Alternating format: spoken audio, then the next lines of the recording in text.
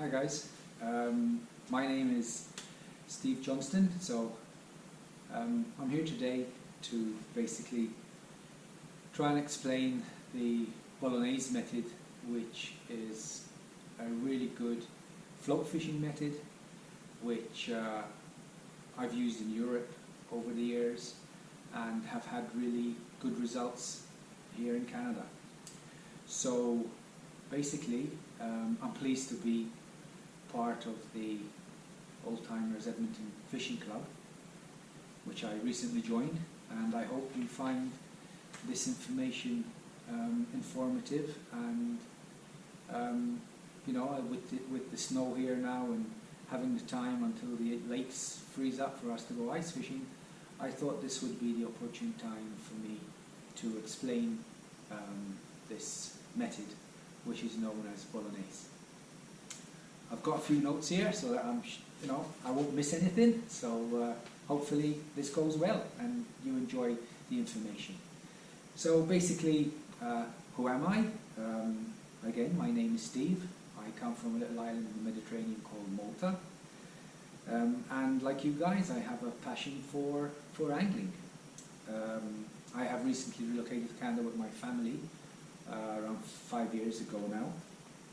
I was a team member of the Malta national team, so I've competed in Europe against the Italians, the Spanish, the French, the Portuguese.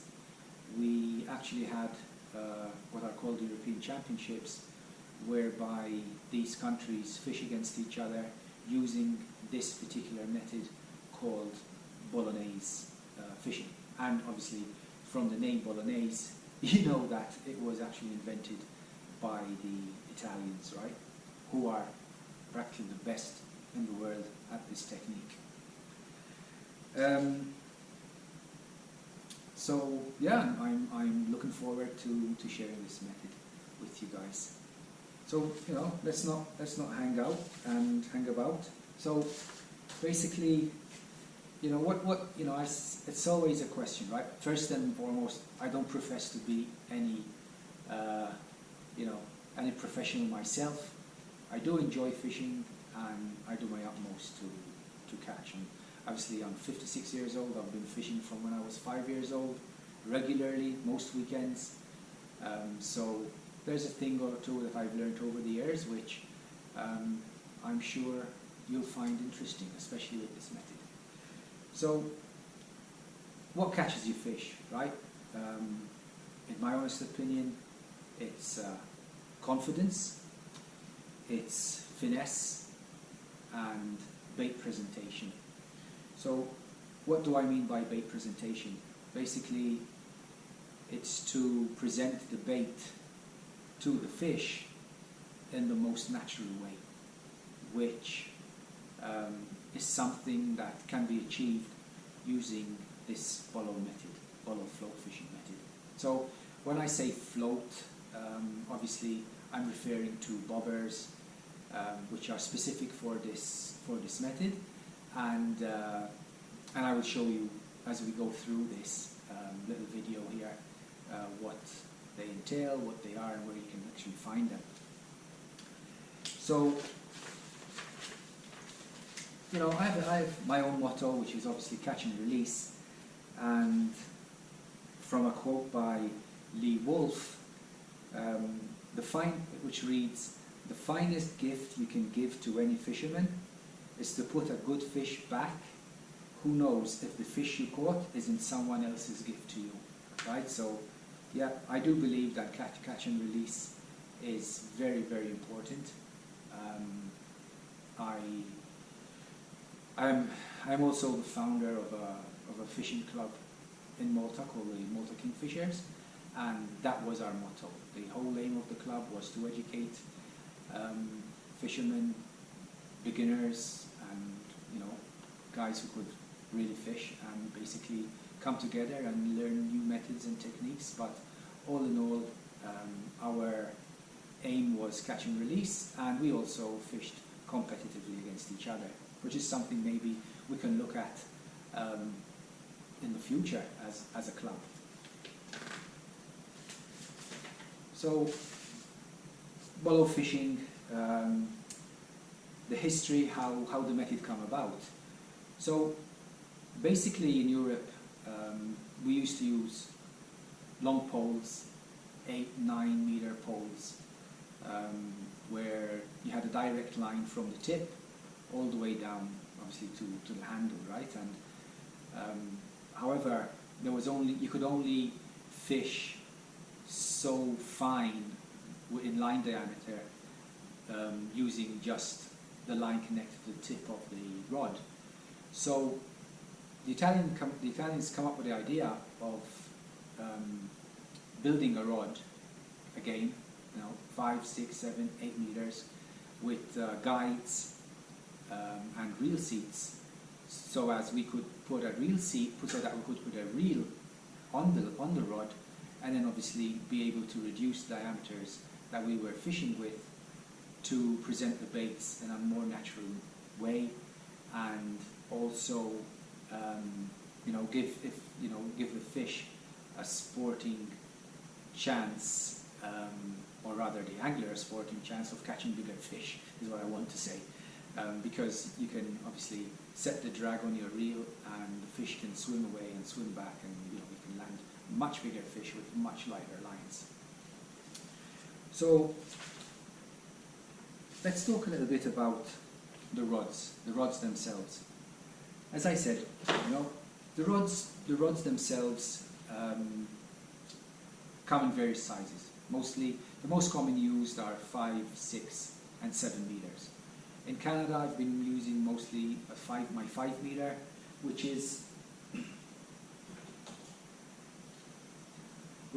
this rod here.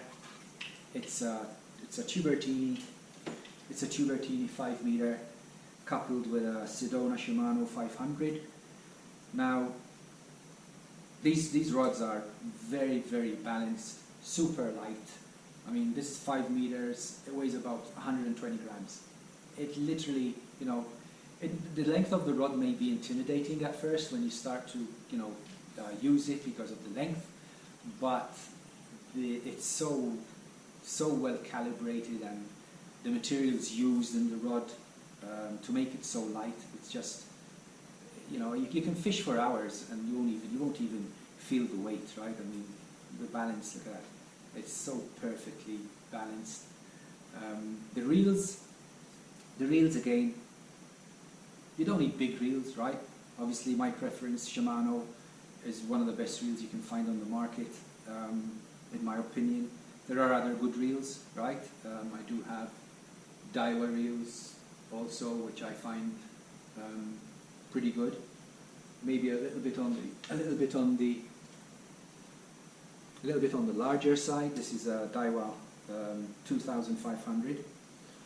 But again, the spools, it's important that you have shallow spools, right? Because you can have spools that are for heavy lines, right? So when I say heavy lines, I'm talking about 0.18, 0.20. Like on this Daiwa, I have 0.14, right? It's a shallow spool, so basically I can get, I don't know, maybe 200 meters on there, which is more than enough. Back to the rod. So the rod itself, as I said, super light. It's a telescopic rod. So basically, it actually comes out from the side itself, kind of thing, right? Anyway, you get the gist, and I can open it up to 5 meters. The guides, the eyes and the guides on these rods are long, and the reason for that is to keep the line away from the rod, so that when you're trying to cast 2 gram or 3 gram floats out, you don't get the line sticking to the rod, and therefore you can't get your bobber or your float out to the distance you want it. So basically on this reel I have £2, I have £2 line, really, really fine line, right? Now, people might think, what are you going to catch with £2 line, right? Well, I can guarantee you, you can land a £4 fish using this method easily, right? And, you know, it's not very often that we catch anything over £2 really. I mean, the stock trout that we have in most of our lakes around Edmonton especially, they're, you know, all within the £1 range, I would say. So there's no way a fish is going to break your line if your drag is set correctly. So yeah, £2 line. You know, then, I mean, I've been fishing with £2 line for a long time. Somebody who's starting off fishing bolognese, I would say maybe, you know, go for a diameter 14, which would be, let's see, what would that be, £4, right? Maybe £4 line. That's a good starter. And what you need to keep in mind as well is when you come to tie your hook length, the hook length should be maybe lighter than the actual main line itself. Okay, so we've spoken about the reel, we've spoken about the rod. I can show you now the actual setup, the floats and stuff like that. So I'll just go through my notes here. Again, as I said, 5, 6, 7, 8 meter rods are pretty intimidating at first. What's the reason why do we use longer rods, right? The reason why we use longer rods is depending on the depth that you're fishing, right? So this isn't a running float system. It is a fixed float system. So, and as most of you know, you kind of need to start fishing off the bottom, looking for fish, and then progress up to the water column slowly, and until you find where the fish are actually feeding. Most of the time, you'll find the fish feeding on the bottom. That's my experience. So, as I said, reels, Shimano 500s, Daiwa, 500 series, 1000 series, shallow spools. That's very important. The shallow spools, right? Because if you have a deep spool and you're going to use very light line, it's going to be so expensive to fill that reel up, right? Unless you put backing on it, which I wouldn't suggest. So if you're buying a reel specific for this method, for bolo fishing, stick to buying 500 series, and on the spool itself it will let you know the minimum size of gauge of line that you can use. So, you know, look for reels that, you know, you can actually find reels that actually say on the spool itself £2 line, right? So look for those type of reels. And again, you don't have to break the bank with reels. I mean, there are several good reels out there for less than $50. So that's really about the reels. Now, floats, bobbers, right? So basically, there are lots of types of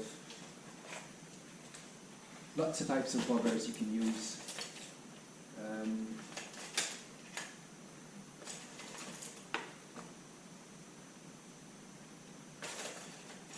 Different sizes, different. I'll just put the rod back for a minute. So, floats, right? So there's lots of sizes, right? I mean, these floats, they actually indicate how much weight they take on the float itself. For example, this one I'm holding in my hand now, that's a 3-gram float. I'll come up closer, maybe you can see it. So that's a 3-gram float. And when we calibrate, these are all calibrated floats, right? That's a 5-gram. This also is a 5-gram. and this one is a 2 gram. So when you calibrate the floats, you want to put lead on, shot on, right? That the body of the float is totally submerged, and all you have showing is the tip. And the reason for that is because if you leave the body of the float showing above the water, that means resistance to the fish when it takes the bait, and as soon as it picks up that maggot, that piece of worm, that piece of corn, it'll spit it out straight away. So you want least resistance, so when you're actually calibrating your weight to the float, and I'll show you how to do that soon, basically the tip needs to be showing. Now, this, the calibration of the split shot might sound a little bit, a bit awkward at first until you get used to setting the float up. So how we do that is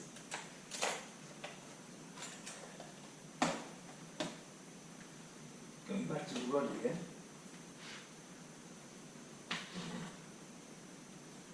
So the float has an eyelet right at the tip. So you pass your main line through the eyelet, and then you have these pieces of silicone tubing that fit into the stem of the float, like so. See that? And you usually put 2. Sometimes I actually put one at the tip too. So I might have one. I might actually have another one on the tip here. But 2 is enough, for more than enough. So if I'm using a 2 gram float, obviously now I need the weight to bring the float under the water to be able to keep it sensitive with the tip just showing. In order to do that, we use what are called olivettes. So this is an olivette. It's a running lead weight. It's specific for Bolo fishing. So basically, it's just a weight that runs up and down the line. And then I tie a tiny swivel